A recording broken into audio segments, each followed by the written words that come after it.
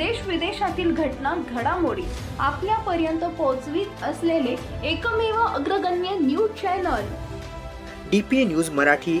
शोध सत्य बातमीचा.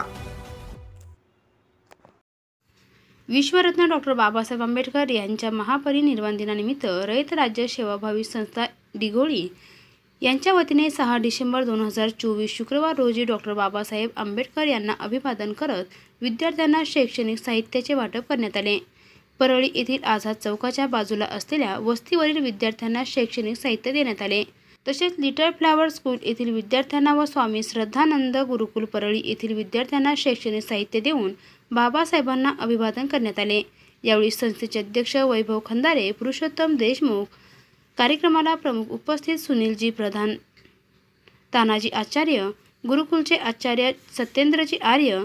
हा कार्यक्रम यशस्वी करण्यासाठी पवन खंदारे, रोहन गायकवाड, अमरदीप खंदारे यांनी प्रयत्न केले. DPA न्यूजसाठी प्रतिनिधी कल्याण वाघमारे, सोनपेठ.